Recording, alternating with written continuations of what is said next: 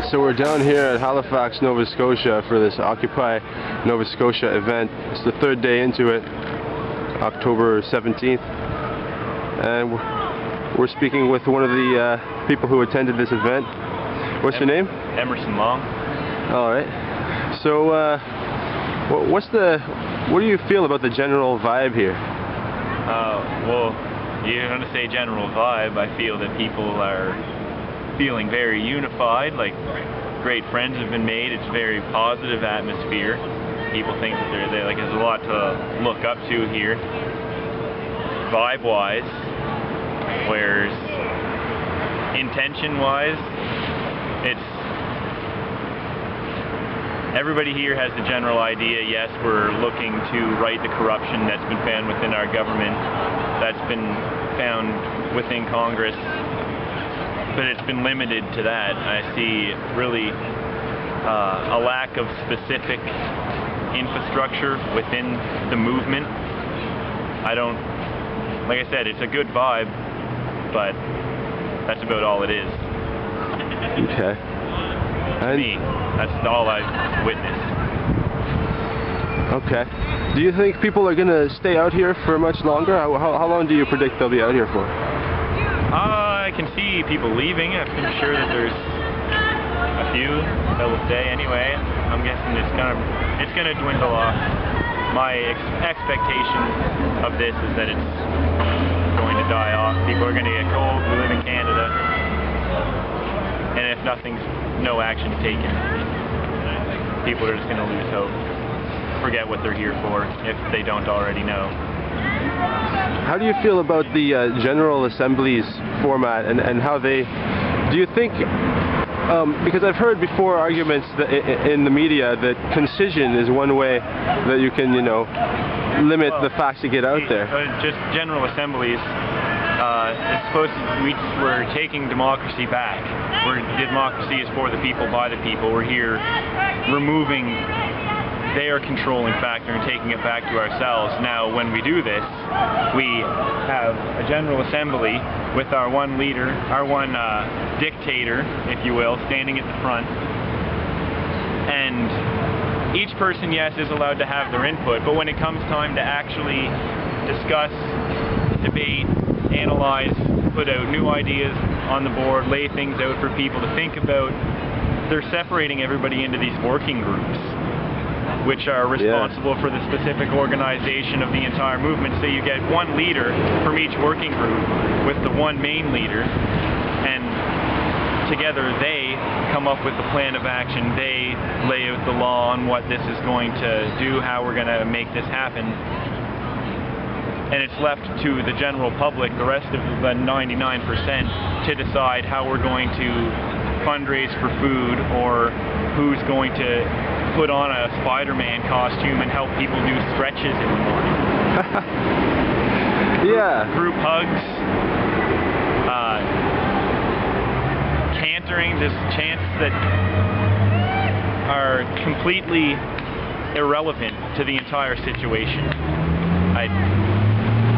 Anyway, I'm getting back into the first topic that you talked about, but really the General Assembly, I don't know if it's a way to get people to think individually and come together as one, or if it's just to get everybody to think as one. Yeah. Well, what I find odd is that they like to insist that everyone repeats everything that the mic check. Yes. Actually, I was thinking earlier if you could go up and get everybody to mic check, like none of us have any idea why we're here. And to me, it's like a form of mind control. You're getting all these people to repeat one person's paragraph, whatever they say, sentence by sentence. And when you do listen and you stand there and you pay attention, it just sounds like a bunch of drones repeating this one person. No one shows enthusiasm. Yeah. No one really feels empathetic towards the statement. It's just they're repeating it because they're told to. All right. It's exactly the opposite of what we're looking to do here. Yeah, very good point. Well, thank you very much, Emerson. Yeah, no problem. And hey, I'm not pissing on it completely. I mean, I personally would like to see some changes made. but it needs the organization. People have to actually stand up and do something. It can't keep going on like we're at a carnival. Yeah. All right. Well, that was a great interview. Thank you. Power to the people. Yeah.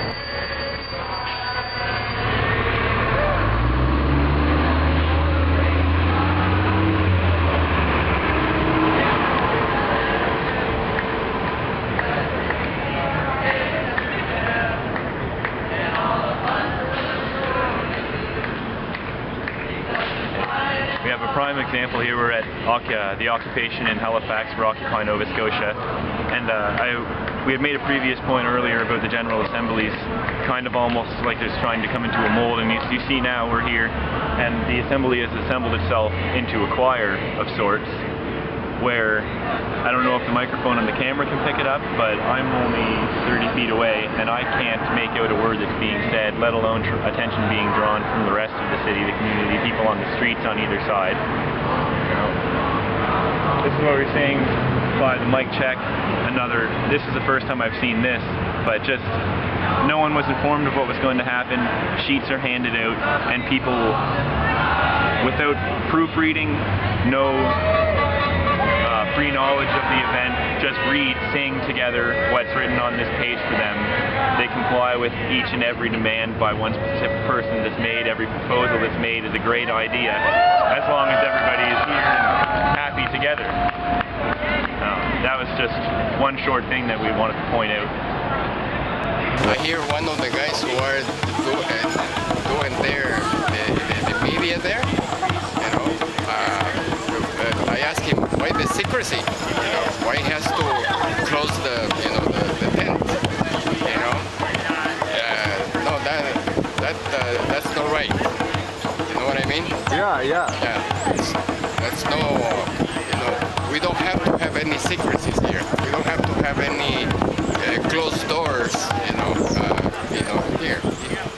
He told me that he was, needed to concentrate. No, how can he's going to concentrate with all this noise around here? That was fast. You couldn't even get his name, eh? No, I asked him, you know, hi, and suddenly he just closed the door of the tent. I said, you know, what's going on here? You know, that's all. Okay.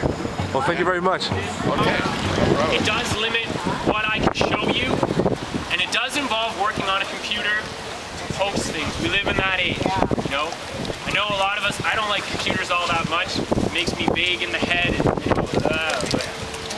There's also a certain sense of accomplishment when you know, damn it, you made that story and you put it in the newspaper or you aired it, and it didn't, you know, you gave it 3 minutes and you gave it 90 seconds or whatever, but I did this and I recorded the speeches, and for people who want to listen, it's 11 minutes long and it's some photos, so there's an empowerment to that.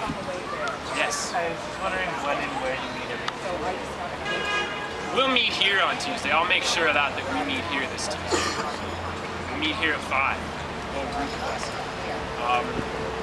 But yeah, maybe James will tell us what's in store, because this is going to be our media center, and this is where we can do our work, and this is where, you know, this is where the interest is going to flow from. This can be our hub. Because it is a lonely world when you think that you have ideas and you think that you're being misrepresented. And I'm here to tell you that there are, you know, as far as I'm concerned, there is an internet site that is there for you, and that is there, you know, every now and then. There's like one pitch a month that can have $100. And everybody pitches in, and then a collective decides which story appears to be the most, you know, the most polished. Which one should we bring some writers along, encourage them? Other than that, everything that's being posted on the Media Co-op is done for free.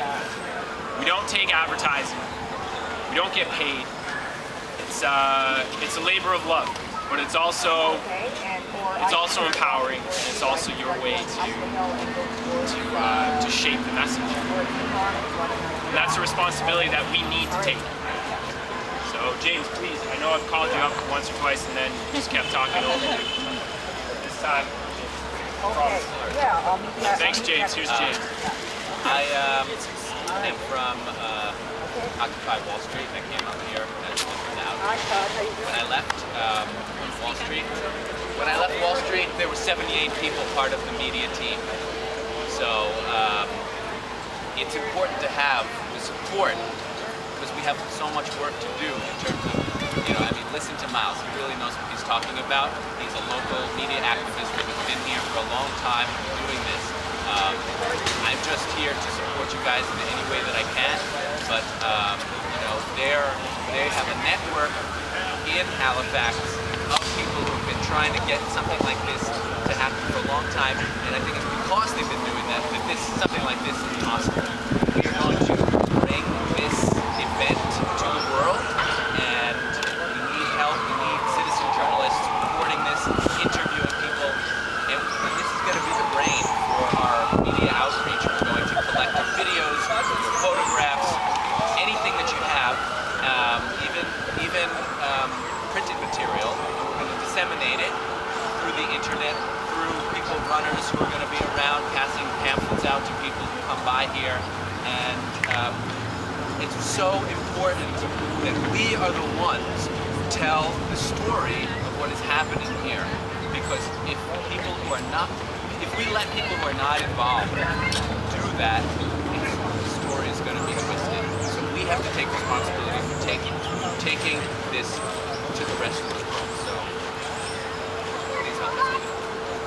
There's going to be internet, there's access, there's going to be equipment available for people who don't have equipment, who want to come and borrow a video camera or still camera to go out and take pictures, to loan those out, and yeah, so that's all I'm going to say.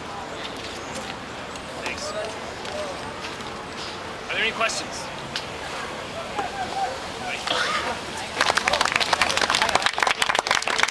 One or two things came to mind. I mean, there's going to be a spin on this anyway, right? People are going to take this story, and if we're not careful, they're going to tell us what it's all about. And that's not something I don't want to tell you what this is about. You know what I mean? And you're not going to hurt my feelings if you say, I have a problem with the way the General Assembly works. I think that it would actually help this grow. For example, I think that it would help this grow if you owned the message, put it out there, showed people, allowed people who are not here for whatever reason to at least virtually be here. Excuse me. I'd love to give you a first assignment. Does anybody want to start interviewing their friends? Does anybody want to walk around, get some notepads and talk about it? I just want to say, wouldn't we be owning this message more if we put it out ourselves instead of having a concentration of power for the media, giving all our videos to them, letting them give it out to the mainstream media and so on? As far as I was informed, this would be a place to do work. I have no, but I was just saying there was a risk. Revolutionary squares where I'm not trying to cut you off. I'm just maybe going to explain. I have some experience in squares. Did some work in Tahrir Square. I did some work in Syntagma Square in Athens. Not for anybody else other than Media Co-op, but where there were just internet access available, computers available, and that your message, your videos, your photos are yours. As far as I'm concerned, you go in this tent, if there's a computer there that you brought or that's there available for it, you put it wherever you want, man. You edit it if you want. If you got people here with editing capabilities, if you have people here who don't mind seeing a computer, if you have people here who consider themselves writers, videographers, photographers, we got to up our skill game significantly. You know what I mean? Because there's a very, very polished message that already exists out there that I think we're all well aware of. And we have to create a counter to that. So please take this as a call out to do an assignment right now. Whatever it is that you're thinking about right now, just do it. You know what I mean? There it is. Do it. I'm doing it. Record this stuff. Write out a piece about how you feel.